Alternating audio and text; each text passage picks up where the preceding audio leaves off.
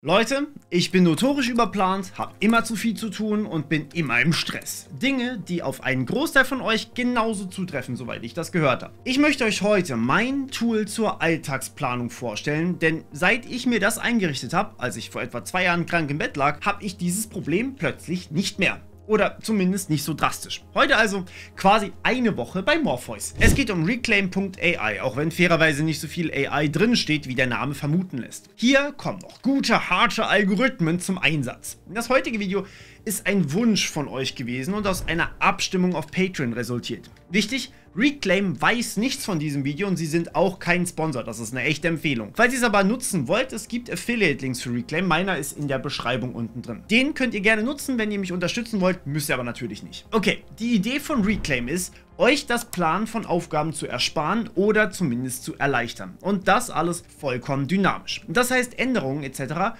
könnt ihr nach wie vor jederzeit in eurem Terminplan durchführen, sie sind sogar erwünscht. Dazu verknüpft ihr erstmal euren Google-Kalender, in dem dann alles verwaltet wird. Ja, ich weiß, Google-Kalender, das ist der einzige Haken. Sie arbeiten gerade an einer Integration von Outlook-Kalender und soweit ich weiß, sind danach noch weitere Kalenderintegrationen geplant. Aber ihr kennt meine Meinung dazu. Ihr seht hier gleich sehr viel unzensiert. Was alle wissen dürfen, das darf auch Google von mir wissen. Ich habe euch hier mal eine Woche in meinem Kalender mitgebracht. Ich war in letzter Zeit sehr viel unterwegs, daher ist das mal eine Woche, die ich euch gut zeigen kann, ohne längere Abwesenheit. Diese Woche bin ich ja auch schon wieder in Hamburg. Ich hoffe, ihr kommt dann alle. Anyways, Reclaim selbst hat natürlich auch eine Kalenderansicht, aber das macht nicht so viel Sinn. Die blauen Termine habe ich von Hand eingetragen, auch mit dem Ort. Zum Beispiel am Donnerstag, Feiertag, zocken mit den Boys. Reclaim nimmt die dann einfach als fest an und ihr könnt keine anderen Termine in dieser Zeit haben. Darum herum ereignet sich dann aber alles andere. In lila seht ihr die Termine und To-Dos, die Reclaim mir beruflich in diese Woche reingepackt hat. In orange seht ihr private Termine und To-Dos. Dazu könnt ihr dann aber erstmal Zeiten definieren. Meine Arbeitszeiten zum Beispiel habe ich eingetragen von 9 bis 16 Uhr. Das ist ziemlich kurz, deshalb, weil ich morgens erstmal eine Stunde brauche, um mich durch die wichtigsten Push-Nachrichten, die wichtigsten News und die wichtigsten Mails und Nachrichten durchzuwühlen und zu entscheiden, was genau eigentlich Priorität für diesen Tag hat und die dann zu machen. Und abends kommen dann all die Dinge noch rein, die über den Tag nicht erledigt wurden oder die halt einfach noch zusätzlich gekommen sind. Das heißt, ich mache dann doch meistens bis so 17, 18 Uhr. Das ist bei mir organisch mit Reclaim so gewachsen. Das muss bei euch natürlich nicht genauso sein. Man kann das auch alles mit Reclaim abbilden.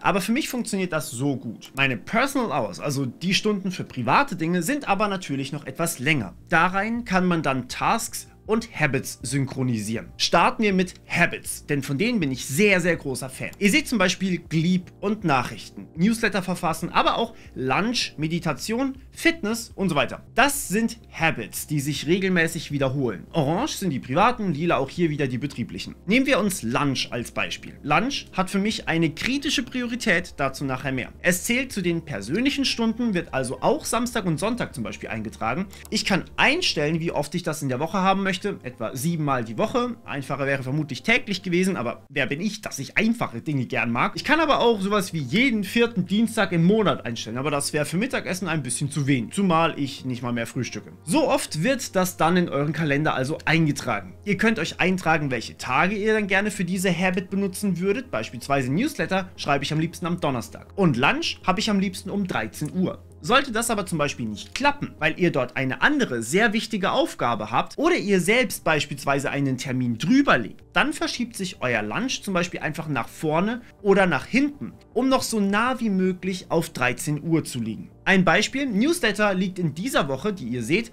am Samstag, obwohl ich eigentlich Donnerstag wollte. Das Video war da aber einfach noch nicht fertig und ich musste halt auch noch was an meinem Vortrag machen. Die Prioritäten waren höher als die von meinem Newsletter. Also schiebt es mir diese Aufgabe einfach weiter nach hinten, sodass sie zumindest einmal pro Woche irgendwann drankommt, falls das irgendwie möglich ist. Und falls auch das nicht geht, wie hier, dann lässt es mir den Newsletter einfach trotzdem im Kalender drin stehen, sodass ich es dann selbst entscheiden kann, ob ich das woanders hinschieben möchte oder ob ich ihn dann einfach fallen lasse. So, und neben diesen Habits kann man jetzt natürlich noch einzelne Aufgaben, genannt Tasks, erstellen. Ich gebe zu, in letzter Zeit kümmere ich mich nicht mehr ganz so gut um meine Tasks, wie ihr vielleicht sehen könnt, sind die ohnehin quasi alle überfällig. Momentan nutze ich die Tasks in Reclaim als eine Art Backlog mit Priorisierung. Sprich, alle Videoideen, die ich erstmal richtig gut finde und andere Themen, die ich gerade bearbeiten möchte, die landen da drin. Was ich aber wirklich als nächstes mache, das entscheide ich meist selbst, indem ich das dann einfach in Up Next schicke. Dann wird es einfach als nächstes eingetragen. So kann ich schneller auf neue Inhalte reagieren. Zum Beispiel der Messenger-Vergleich, das Update dazu. Oder auch dieses Video hier mit Reclaim, die sind schon längst überfällig. Aber wenn Apple oder OpenAI eine Konferenz machen, dann macht es natürlich wenig Sinn, wenn ich euch das Ganze 2 Monate später erst als Video präsentiere, nur weil ich diese Videoidee hier früher hatte. Grundsätzlich sind Tasks genauso wie Habits, nur dass sie eben sich nicht wiederholen, sondern nur einmal dran sind. Dadurch könnt ihr Zeit angeben, die ihr insgesamt für diesen Task ungefähr braucht, aber eben nicht an welchem Tag das Ganze gemacht werden soll. Die Tasks füllen dann also sozusagen eure Tage einfach auf, aber sie splitten sich auch durch, damit ihr nicht die ganze Zeit an demselben Ding sitzt. Und natürlich könnt ihr den Tasks dann extra Zeit zuweisen, sie pausieren oder auch abhaken. Und da das in diesem Video sonst ein bisschen zu viel wird, ihr könnt diese Tasks dann auch synchronisieren, zum Beispiel von Trello, von ClickUp oder sogar von Google Tasks, wenn ihr das wollt, sodass die automatisch dann in Reclaim eingetragen werden, abgehakt werden und so weiter. Das habe ich anfangs mit ClickUp gemacht, aber um ehrlich zu sein, ich brauche es gar nicht mehr. So funktioniert das Ganze fast besser für mich. Dabei ist aber vor allem eine Sache wichtig: die Priorität, mit der man seine Tasks und Habits einstellt. Mir fällt es manchmal sehr schwer zu entscheiden, was wie wichtig ist in meinem Leben, und ich habe sehr viel Zeit mit Dingen verbracht, die eigentlich gar nicht so wichtig sind. Beispielsweise gibt es ja bei mir auf Patreon jeden Monat ein Goodie. Ich habe zum Beispiel eine Checkliste für den Schutz gegen Hacker gemacht, eine Liste mit den besten Tools und Techniken für Anonymität im Netz und so weiter. An der Stelle erstmal vielen lieben Dank an die Leute, die bei mir auf Patreon sind. Ich finde gerade die Umfragen schon sehr extrem wichtig, muss ich sagen. Aber ich freue mich auch bald auf das Offline-Event mit euch, das ja auch noch dieses Jahr kommt. Und für alle, die überlegen, besonders lohnt sich vermutlich die Möglichkeit, Fragen direkt an mich oder die anderen aus der Community stellen zu können. Plus einmal im Monat gibt es auch eine Q&A-Session, die ich mit euch mache, je nachdem, was ihr eben braucht. Würde mich riesig freuen, wenn ihr dazu kommt. Link zu Patreon ist unten in der Beschreibung. Auf der anderen Seite, Mails beantworten, das muss ich schon immer mal wieder machen, aber es ist halt beispielsweise kein Muss für mich, das jede Woche zu machen. Wer dringende Antworten braucht, der muss sich über Patreon oder an mein Management richten. Ich mache es so schnell wie ich kann.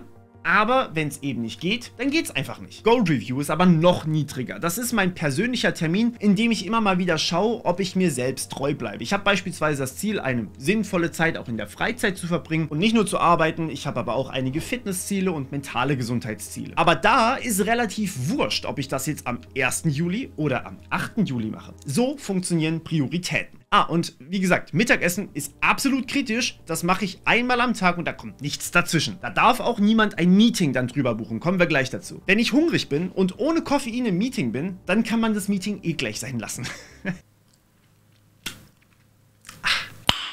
Nice. Reclaim sortiert dann natürlich auch eure Aufgaben, also die Tasks, so, dass ihr bei kritischen Aufgaben eure Deadlines eher einhalten könnt. Beispielsweise würde einfach alles verschoben werden, außer mein Mittagessen, wenn ich meine beiden Vorträge, die ich diese Woche live halte, nicht jetzt schon fertig hätte und zum Beispiel dann deren Priorität auf kritisch und die Deadline auf Donnerstag und Freitag setze.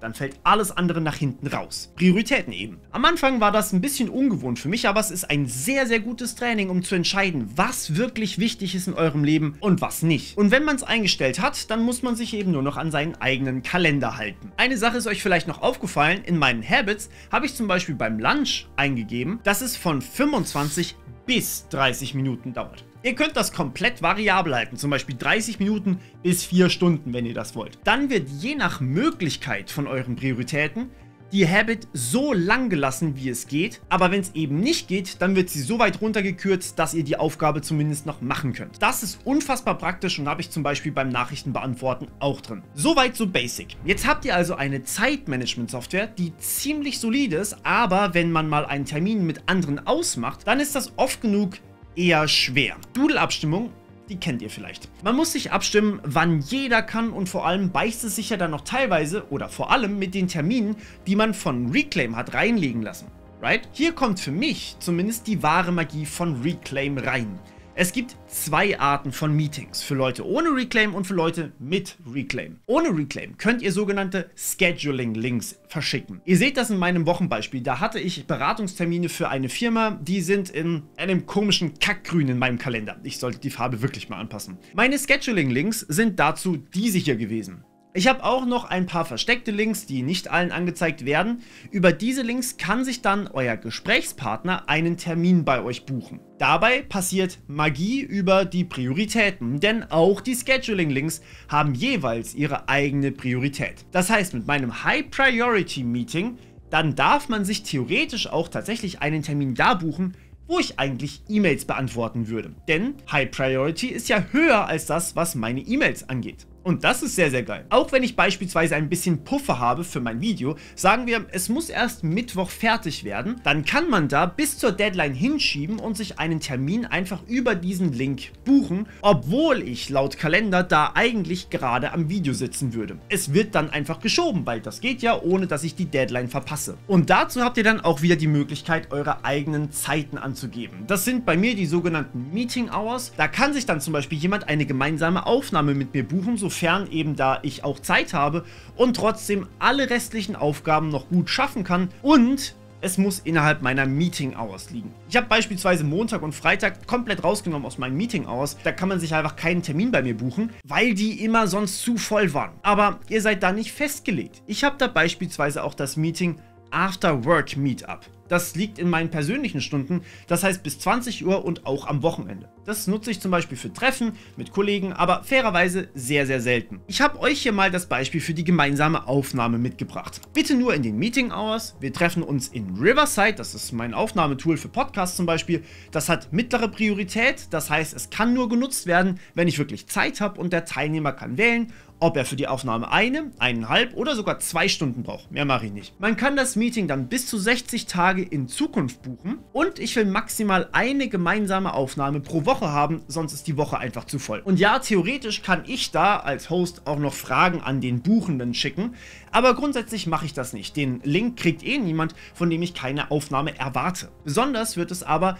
wenn man Reclaim auch wirklich im Team nutzt, also mehrere Leute Reclaim nutzen, die alle an Terminen teilnehmen. Für die gibt es dann Smart Meetings und noch ein paar andere, das ist aber hier ein bisschen zu viel. Ich habe leider nur ein Smart Meeting, da eben die wenigsten in meinem Umfeld Reclaim nutzen. Ich hoffe, dass das sich durch das Video ein bisschen ändert. Kevin, hol dir Reclaim. Bei mir ist das Training im Fitnessstudio, das ich immer mit meiner Freundin gemeinsam mache. Ich habe sie übrigens einfach über Google Kalender eingeladen, das übernimmt Reclaim dann einfach. Ihr könnt so viele Teilnehmer für das Meeting eintragen, wie ihr wollt, dann wird geguckt, wo es jeweils am besten passt. Sprich, jeder wählt für sich die Stunden aus, die er dafür nutzen möchte. Bei mir sind das die Personal Hours, bei ihr sind das ihre Personal Hours. Anschließend ist es wie ein normales, aber wiederkehrendes Meeting. Also eine Mischung aus Habit und Meeting. 2-mal pro Woche, am besten Mittwoch und Samstag, am besten um 17 Uhr, 3 bis 3 Stunden und go. Besonders ist jetzt hier, jeder von uns kann ja unabhängig Meetings haben. Reclaim schaut dann einfach, wo es bei uns beiden passt und schiebt das so hin und her,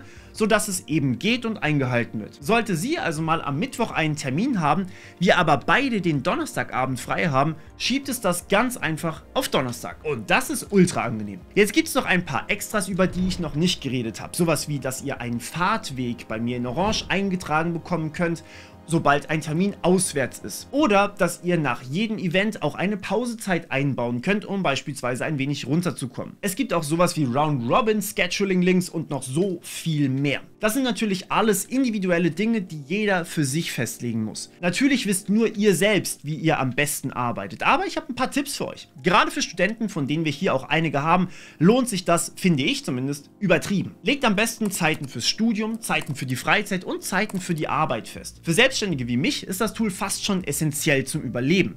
Denn ich kann mir keine Vollzeitanstellung leisten für eine Person, die einfach nur meinen Terminkalender verwaltet. Aber auch für Softwareentwicklungsteams stelle ich mir das Tool unfassbar wertvoll vor, wenn es wirklich alle im Team nutzen, und gerade wenn man als Berater tätig ist, ist es fast lächerlich gut. Jetzt ist das Ganze natürlich nicht for free. Ihr wisst, ich bin kein Fan von Abos, aber ich bin auch kein Fan davon, dass alles gratis ist. Denn dann ist der Haken meist woanders, meist werden die Daten dann gesammelt. Ich finde das Bezahlmodell von Reclaim hier wirklich fair. Es gibt eine Gratis-Version von Reclaim, aber die ist stark limitiert. Beispielsweise sind Teams generell nicht möglich und ihr habt gar keinen Link, mit dem andere dann einen Termin mit euch buchen können. Vermutlich aber das Schlimmste, es gibt auch nur 3 Habits für Leute, die die freie Version benutzen. Für viele wird das aber gerade mit unendlich Tasks, die ihr durchaus habt, ausreichen. Geld wird dann gemacht mit Leuten wie mir, die sich Business geholt haben, weil ich auf Meeting-Links einfach absolut nicht verzichten kann. Ich habe davor sogar für Calendly Geld bezahlt